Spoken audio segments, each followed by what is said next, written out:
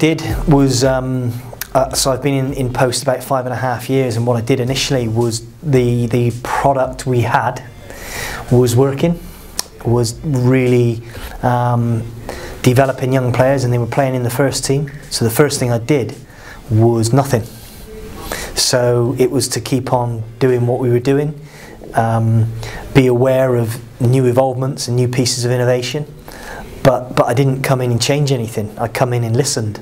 I come in and watched. I came in and observed in what the staff were doing and what the players were doing day in and day out. And clearly it was working, and then obviously as the game is grown and developed in different ways through those departments, we've just had to adapt a little bit here and there, but again, I didn't change anything really, because historically Southampton have had a really good programme for developing young players, so I didn't change anything. If they're hesitating, well, obviously they've got choices to go to other clubs, and there are some fantastic academies in England, some really good Category 1 academies in particular that offer a great environment for young players to work in. And often, yes, there's maybe 2 or 3 of you competing for a particular player.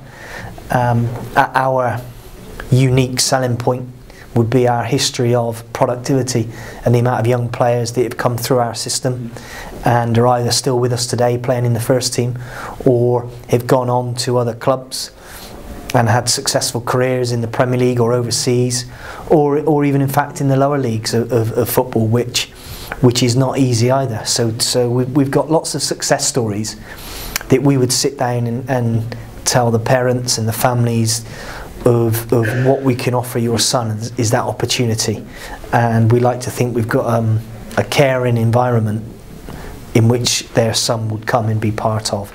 So that would be our unique selling point, rather perhaps than money or other aspects. We have 46 host families in and around Southampton.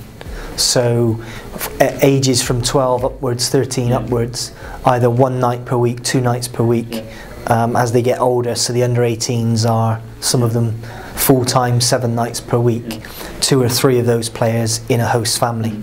But we have around 46 host families in the area, and we have a logistical programme with minibus drivers that every day goes to pick them up from their host family, brings them in for training every day, takes them home to their host family where they have an evening meal, and they obviously sleep there and come in again the next day. We recruit them through advertisements, and then a real welfare and safeguarding process to make sure that they are the right families for our young players, and they will provide a caring and good environment for our young players to stay in.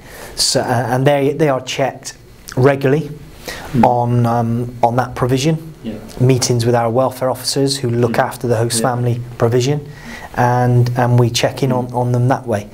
But we also have a host family programme, so 3 or 4 times per year they will come into the club and have some education, perhaps as a host family, on food and recovery, and what they should be providing our young players in the evenings for food and nutrition, and the benefits of sleep and things like that. So we have a particular parent education and host family programme that we deliver to them to help them as well.